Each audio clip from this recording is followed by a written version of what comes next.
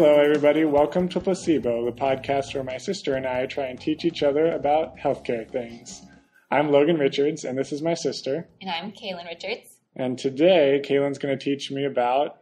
What are you going to teach me about? I'm going to teach you about pets. Pets. I like pets. I know you do, and so do I, which is partly why I picked it. Okay. So specifically, the question is, does having a pet make you healthier or sicker, maybe? Ooh, I'm very excited to know about this. So what is your overall thought about that? Just looking at the question right away, what do you think? Well, I think yes, and only because Yes, it makes you healthier? I think yes, it makes you healthier. Okay. My guesses would be, well, depending on your pet, you always hear about mental health benefits, so Sure. that's probably yes.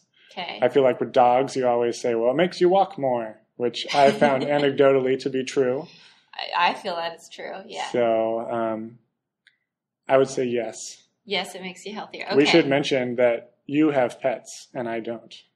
Yes, I have a dog, Ivy, and a cat, Emma. And I would say, since I got Ivy, I definitely walk a lot more. I feel like I'm more active. Emma, yeah. the cat, did not make me very active. Cats tend to want to make you, cuddle up on the couch. She's That's what pretty cats sleepy. want. Yeah. And you do not have pets, but... No. Ooh, but maybe we can use the evidence that you bring today to convince my landlords that I should have a dog. Okay, well, because they want healthier tenants? Well, wouldn't you? Okay, well, I guess. So we'll just do some maybe basic facts about pets to start out with. Okay. Okay. Over two-thirds, 68% of Americans have some type of pet in the home. All right. They didn't specify what type of pet that was, so it could be anything. There are lots of types of pets. Turtles. Yeah? We're going to talk more about a study with turtles later. Oh, good. Can't wait. There are also some interesting facts. So a study found children in the U.S. are more likely to live with a pet than with their biological father or with a sibling. What? So Is that true? That's what it said. So it said 68% of households have a pet. It said 3/4 of children have a pet in their family. So Okay. families with children in them, I guess, are more likely to have a pet than the general population. Okay. Which makes sense. I wanted a pet when I was little and Sure. ended up getting one. Sure.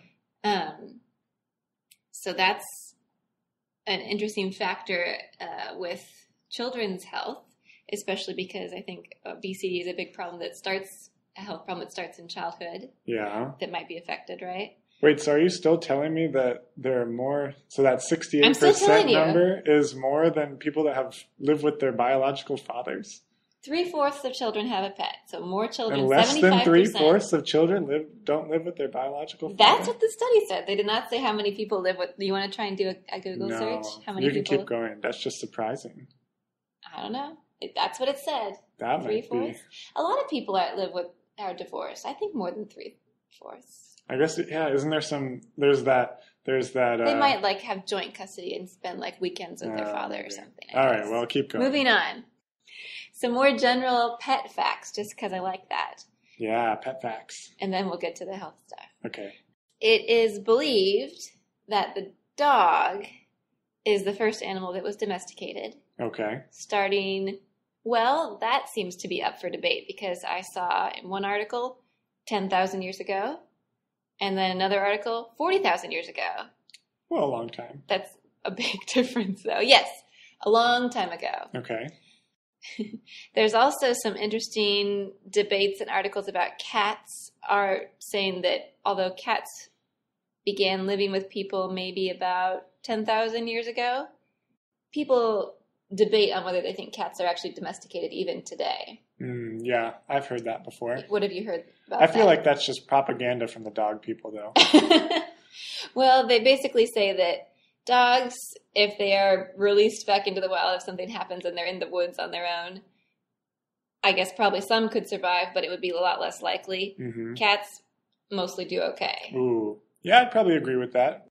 They said that there has been much less artificial selection in the cat like breeding and cat genome That than makes in sense. dogs. Most people know dog breeds, but I feel like no one knows cat breeds. And there's not that many, and they've not been bred that long because dogs were bred into different breeds to be useful. Uh-huh. Cats were useful because they could hunt, rodents and stuff. But they all did that. And they all did that. So it didn't really matter what they looked like for that. Okay. So, I think I had one more fact. Fun fact, healthcare related about pets. Yeah, let's get healthcare related since that's what we're supposed to be doing. So NIH, National Institutes of Health, Okay. recognizes the importance of animals. They have called for more research. They recommend that all human health studies consider the presence or absence of animals in the home of the people being studied because they recognize that the presence or absence of animals in the home can affect the health of people. Oh, weird. So does that mean any study they should consider that a variable? That's what they're suggesting, yes. Oh, wow. That if you don't consider that as a variable, that could be influencing the results of your study. Ooh, that's super interesting. I've never thought of that before. Yeah. And they said so they should be considering the presence or absence of animals and then the nature of the relationship that the person that they're studying has with the animals. Does anyone do that now? I can't think of a single study I've read that just mentioned that some of the participants had animals. I think the studies that are focused on animals do that, but not in general, I don't think. Are they saying that they should differentiate the type, or is just pet, yes or no? They didn't say of the type. I think they said the nature of the relationship, meaning like, is the person a caregiver for the animal, or is it like a horse that they're riding and jumping over fields with, or is it just like a hedgehog that's in a cage? Okay, interesting. Continue. Yes, okay. So there kind of are two aspects that you kind of brought up when I asked you the question at the beginning about health. There's mental health and there's physical health that animals could influence. So let's kind of start with mental health because that's what's first in my notes. Okay, sure. What are some ways that you think that animals would be helping with like mental health? Let's see. You always hear that animals help reduce, the incidence of depression. Mm-hmm. And I guess, so taking dogs as an example, mm-hmm. I think there's probably some beneficial effect to the need that you need to care for them. Mm-hmm. Like caring for other people probably has some beneficial effect. I would also say we already have, and these are intertwined. Dogs make you walk more. We'll go back to that. You haven't shared the data on that for me yet, but I assume the dog makes you walk more. Do, yeah. And it's pretty the link between exercise and lowered risk for depression is pretty strong. So that's probably part of it. So those are great ideas, and the exercise is definitely a factor. We'll come back to that more in the physical health section. I forgot what else you said. I said that caring for the animal would make you... Yeah. So this is an interesting, a little bit sad data point, I guess. This study said that perception of support is more important than the actual evidence of support. So they said like a dog, which is really excited when you come home, that seems like it loves you, whatever the data support This is getting into a cat and dog thing, isn't it? Well, I think my cat's always happy to see me too. Not as excited as a dog, though. No, especially your dog. She's very enthusiastic. But what they said basically is that when you have an animal, a pet, that shows that it loves you, whether that's a whole nother argument, whether they actually do or not. But what it seems like, right? They're supportive of you, and that's what is important. Okay, it's the perception. So you has to seem to the caregiver that the animal is happy to be with them, with you. Yeah. Okay. And if you feel that the animal is more supportive, then you get the positive health benefits of that. Same with, they said it's similar with human relationships. If you feel that someone is supportive of you, even if they're not actually, if you look at the actual data, if you just feel like, they're really nice, I don't know. Yeah, that makes sense. That's what counts more than the actual evidence. So your dog is not going to support you by cooking dinner for you when you're not feeling well, but it's just they're supportive of you, Yeah, they're just moral support, always they're kind moral of there. Support. Yeah. there's been some studies with children that suggested that pets support positive psychosocial development. So in the studies, these were more observational studies. Okay. Children with pets had increased empathy, increased self-esteem, and then increased social and athletic participation than the kids without. Interesting. They also had better cognitive development. They did better on cognitive tests than the kids without pets. I'm not sure why. They didn't say why. That was just an observational study. Okay. Why do you think, I guess, if you had to guess? Indirectly. An indirect relationship. Yeah, I don't know. The point with a lot of this is causation versus correlation, and I kind of want to come back to that at the end. Yeah. Are you going to explain that? Yeah. So does having the pet cause these increased, health symptoms, or did you get a pet because you are more likely to fall into this category? I love that question in all areas of anything. It's very hard to study clearly a lot of the time. Right. Some of it is clear that the pet is affecting you. So I'm going to go into a study that shows that, though. Okay, sure. Okay? Let's do it. So mental illness, is pretty common. We're in the mental health section. 1 in 4 adults in the U.S. has a mental illness. I don't know exactly how they define that, but that's what they said in this study. Okay. They said that many studies have shown that interaction with pets improves symptoms of mood disorders in particular, so like depression, anxiety, I think. But the mechanism is not entirely clear at this time. No, that's not surprising. No. They do have an idea for maybe one possible mechanism, though. Okay. Which is oxytocin. Ah, all right. Okay, have you heard about that? That's what they call the love hormone, right? It's for bonding. Colloquially. It's for bonding. It's for bonding. Yeah, so bonding with children, bonding with your spouse or whatever. And they have studied and seen that when dog owners pet their dog or looked at their dog, they have a spike in oxytocin. Okay. They have found the spike in oxytocin, and then the effects of oxytocin are many, but they include decreased stress, decreased blood pressure, decreased anxiety. Okay.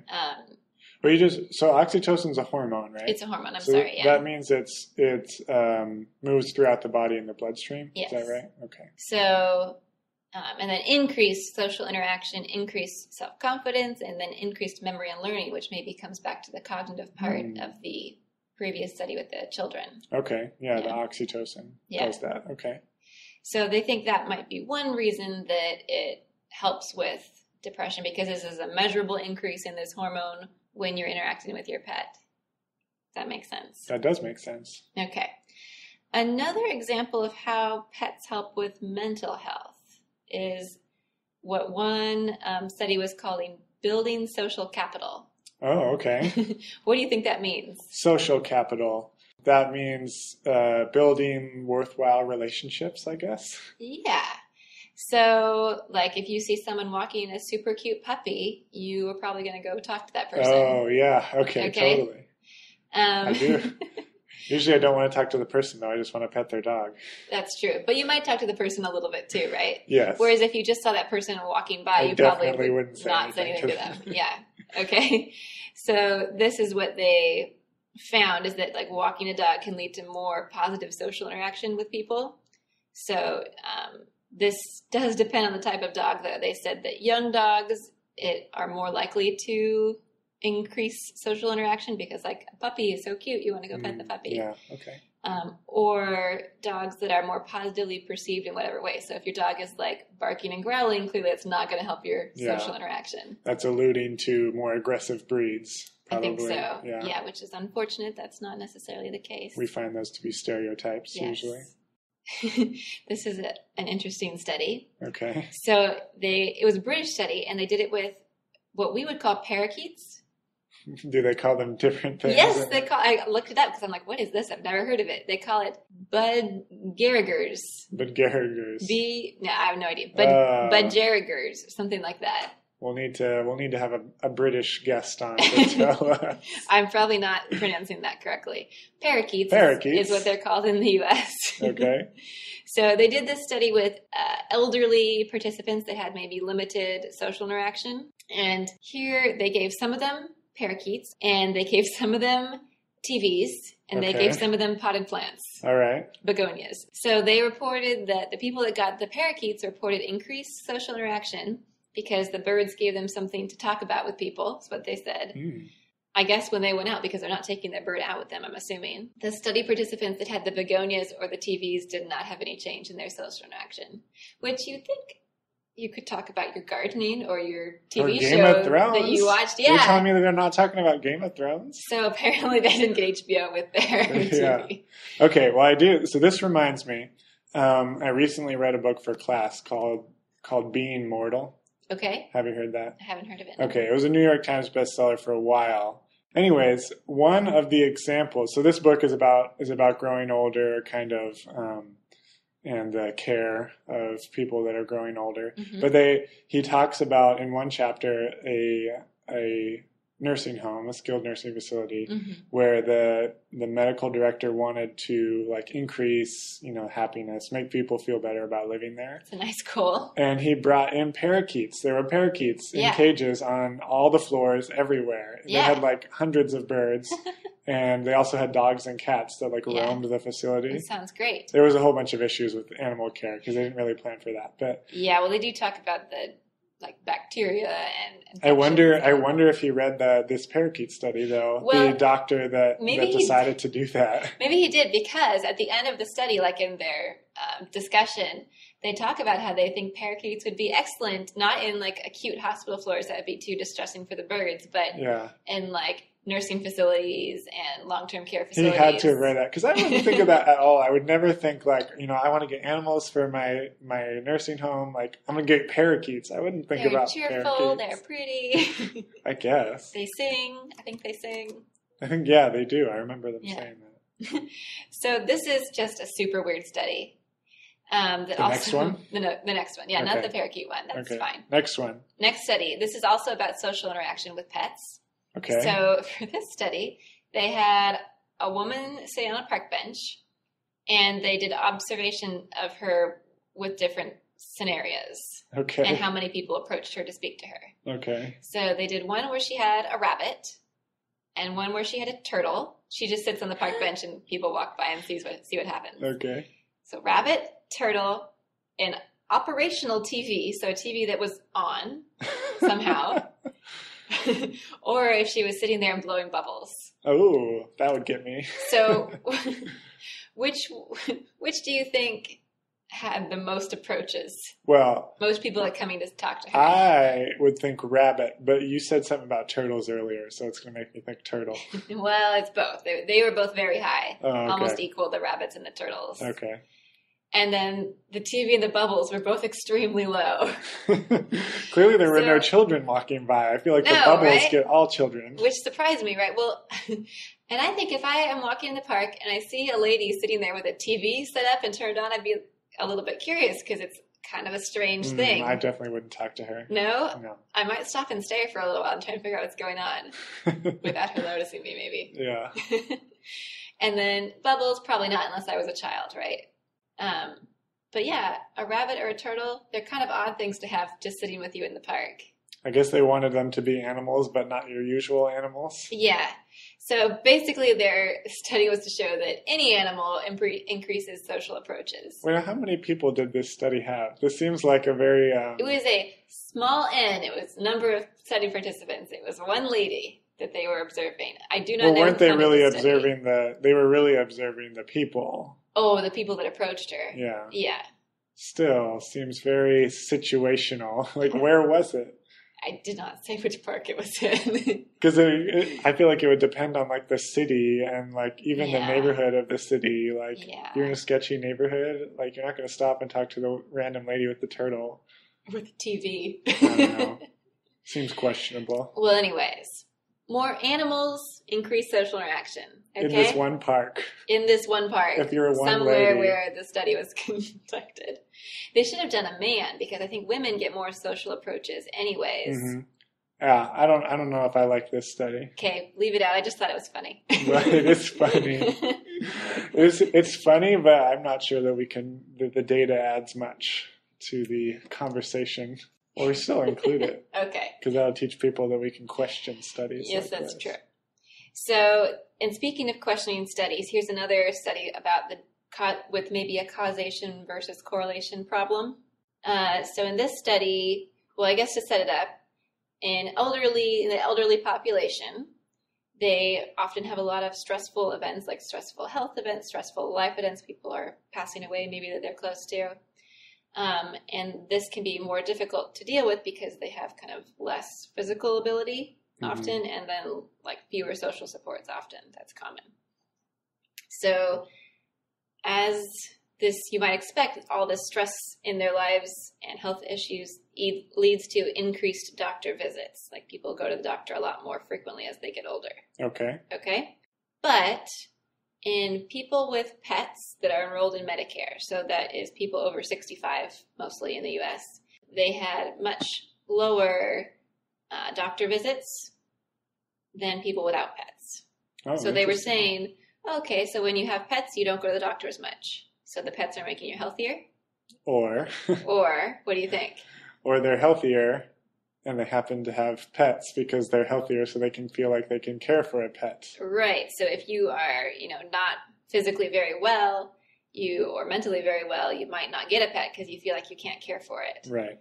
Or it takes too much time, too much money when you need to focus on your health. So that's a whole, the pets could be making them healthier, but I don't know. That seems shifty to me as well. Very interesting.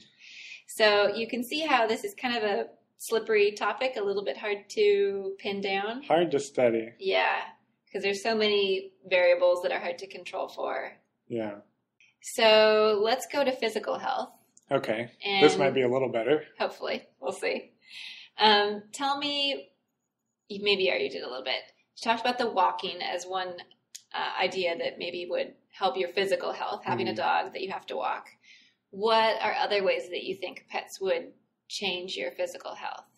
Well, yeah, the walking that comes up. So I watched a dog recently, and my phone tracks how many steps I've gotten. So you could see in that period of time, it's maybe I'll get 10,000. And then when I started... That's pretty good. Yeah, well, that's what you're supposed to get. Yeah. But then I started watching this dog, and I was getting 18,000 consistently. And then the day that I stopped watching the dog dropped back down to 10,000. And you could look on it because there's a trend graph, and you're like, yep, that's when I was watching the dog. Yeah. So definitely that can increase your activity level, right? Okay. But something more than that.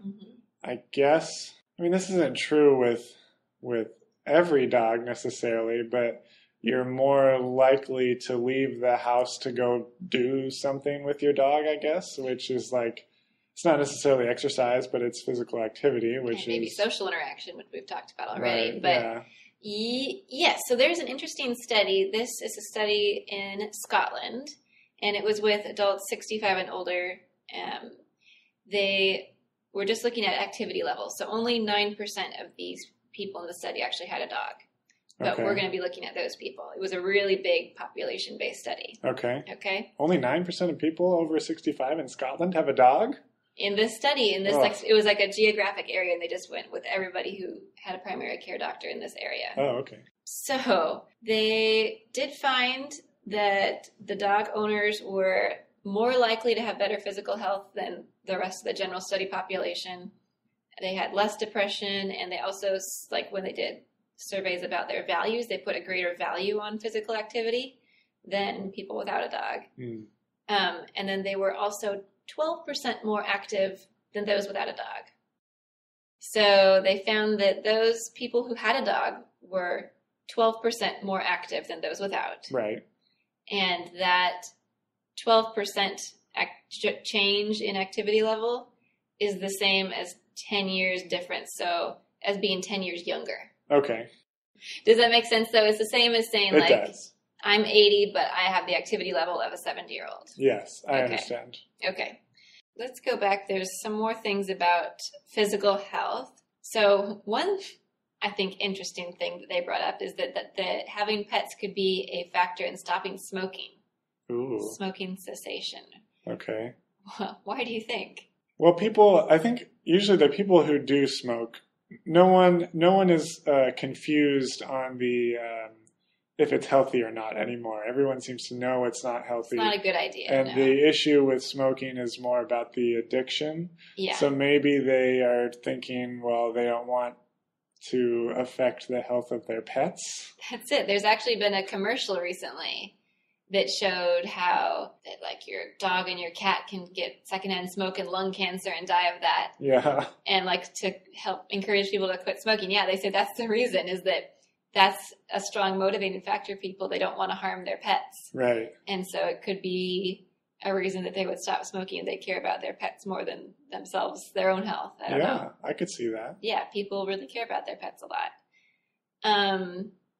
So stopping smoking, always a good thing for your health. They also talked about blood pressure. High blood pressure is a big health problem. Yes. 1 in 3 Americans have high blood pressure, hypertension. You know, you are at more risk for heart disease, for stroke, all sorts of things if you have high blood pressure. Certainly. Right? So the presence of pets, just the presence of pets, has a significant effect in decreasing blood pressure and also decreasing heart rate. Okay, there's lots of studies that show that. Just owners being in the presence of their pets have a decrease in blood pressure and heart rate. Just the presence. So that's probably a hormonal thing too. Just the presence. Yeah, I bet it is. It might be related to the oxytocin or some other thing that stroking the pet or petting your dog or whatever lowers it further. And it also has been shown to lower cholesterol in the blood. Ooh. Which is interesting. I'm not sure why. Why do you think? I don't know why. I don't know enough about cholesterol to know. So do you think that they found that comparing cats and dogs, one is better at reducing the risk of cardiovascular disease? Dogs. Cats. Cats? Yes. I would not expect that. I know. Are they saying independent of exercise? Yes, they said that holds true despite controlling for age, sex, ethnicity, blood pressure, whether they smoke, if they have diabetes, their cholesterol levels, and their BMI. The cat lobbyists are going to be all over that one. So I think because they're talking about the presence and especially petting the animal makes it lower. Maybe my cat is just more snuggly than my dog. My dog doesn't like to be pet. My cat likes to be pet a lot and sits on my lap and I pet her. More open to petting. Maybe that's... But there are a lot of dogs that are very open to petting. That's true. I have no idea. This is what the study found. This was a really large study. Okay. They also found, in addition to lowering like your blood pressure or heart rate when you're petting your dog or your cat, the animal's heart rate is also being lowered, also being affected. So it's, helping out them too. They might have high blood pressure. A couple more things about physical health, and then we're going to wrap it up. Okay. So we kind of talked about dogs do increase your activity level in general for many reasons. They said they're consistently encouraging you to participate in exercise, unlike your friend who might say, take the day off. Very encouraging. They have been studies. So the cats were better with this cardiovascular study. They lower your risk of cardiovascular disease. They don't increase your exercise. No. That's not surprising. Studies have shown that definitely cat owners are less active. So than dog owners or than dog owners, yeah. Okay. Maybe not overall, but than dog owners. So one study was looking at minutes of activity per day for dog owners and then non-dog owners. Sure. It was 300 minutes. What were they qualifying as activity? So they said moderate activity, which is like walking, compared to only 170 minutes. This is per week, I'm sorry. 170 minutes per week. Yes. Okay. For non-dog owners. I don't buy that. What do you think? Cats? They're saying, was it cat owners? No, non-dog owners. So they could have had cats, but just not dogs. What did they say for dogs? 300. Oh. Per week. Maybe I'm getting my numbers mixed up. What are you thinking? So the American College of Sports Medicine recommends 30 minutes a day, 5 times a week, which is 150 minutes of moderate exercise, walking, as their minimum requirement for health. Yeah. And if they're recommending that, I always just assumed that at least half, probably more than half, were not reaching that. But half are doing more. Yeah. So that's where this. But the average shouldn't be 170. That's for 7 days, not 5. Maybe. Okay. I don't know. This is what this study found. Maybe they had a more active population. Okay. So 170 for non-dog owners, and then you said 300 for dog owners? Yeah. So twice as much. Pretty good. Which I feel like since getting a dog, which I've had my dog for a year and a half now, I definitely feel like I'm much more active than I was before. Yeah. And I didn't think I was non-active. It's just I have to be more active. Mm-hmm. It's all those walks that you don't want to go on, but you still have to. I have to. So we're going to wrap up because some of these articles were pretty funny. They were like, pets are great, but there are also many sources of harm that pets can bring into the family. I guess they wanted to be balanced. Yeah, maybe. Okay, so the studies were saying pets are both healthy but also dangerous. Yeah. So they can cause disease. Yeah. In some cases, rabies. They can transmit toxoplasmosis, which is known for in cats, I think. Yes, I wanted to ask you about that. Okay.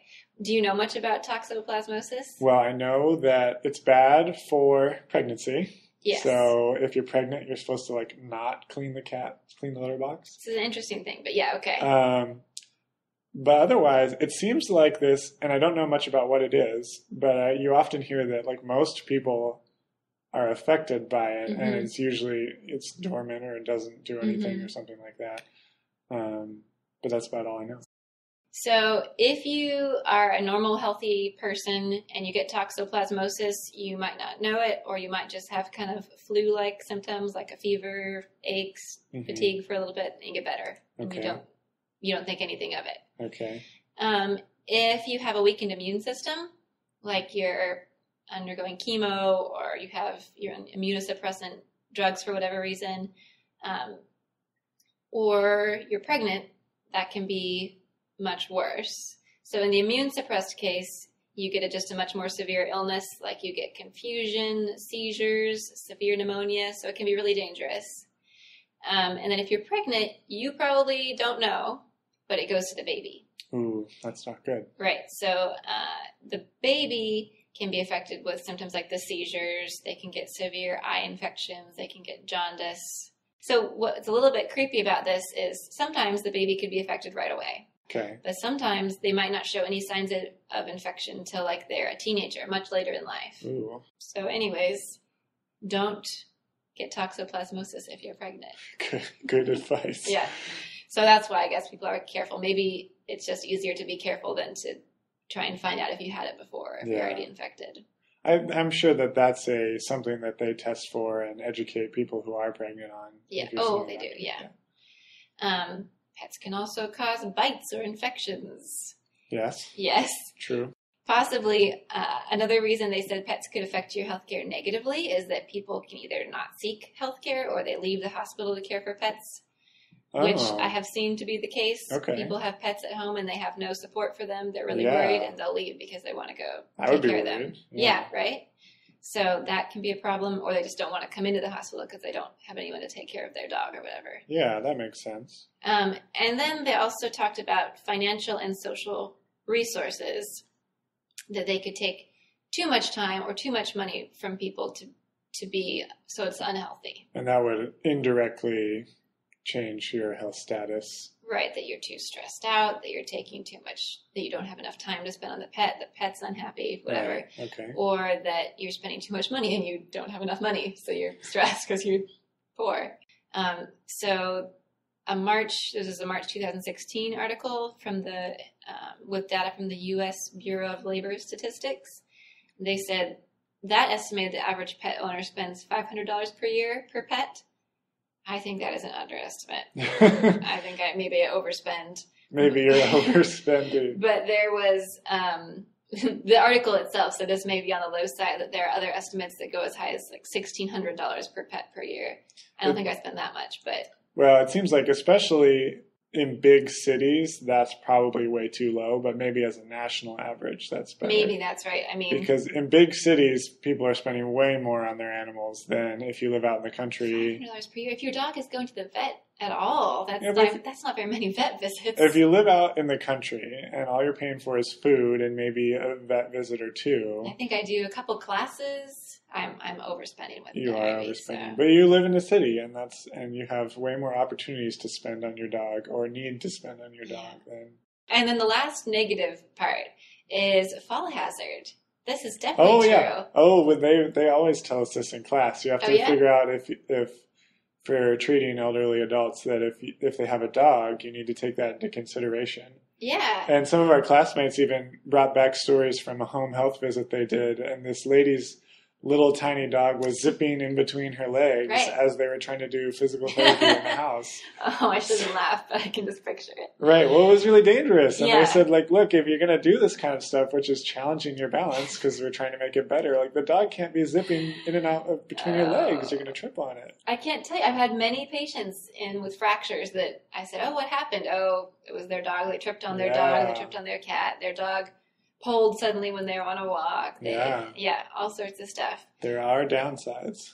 Yeah, it said, this 2006 study said older adults with pets, dogs or cats, were significantly more likely to fall or have fractures than those without. So once you get to a stage, right, where your balance is impaired, where you maybe have osteoporosis, I guess you could think is it really safe?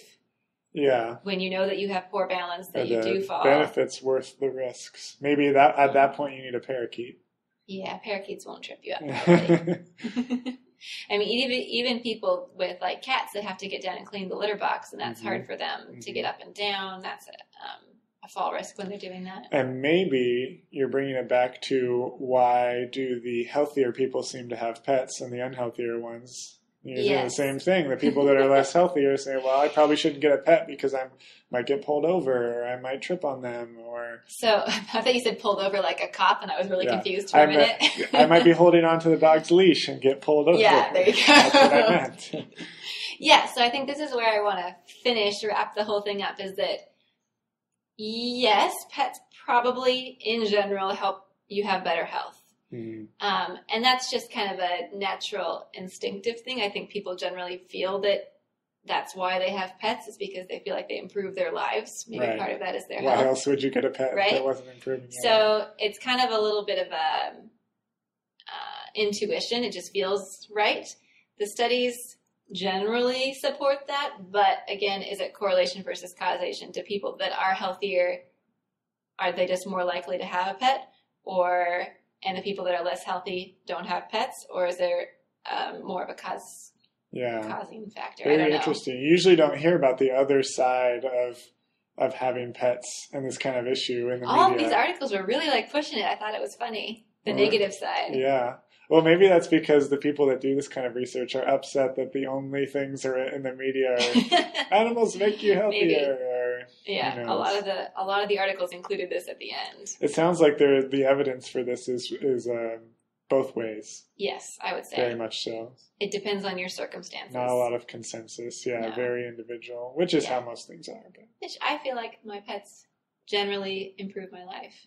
But Ivy did jump up. Have you had falls, though? Ivy did jump up and hit my chin with her head. Yeah, Ivy has caused injuries. And I bit my tongue, and that was really sore yesterday. Yeah. So.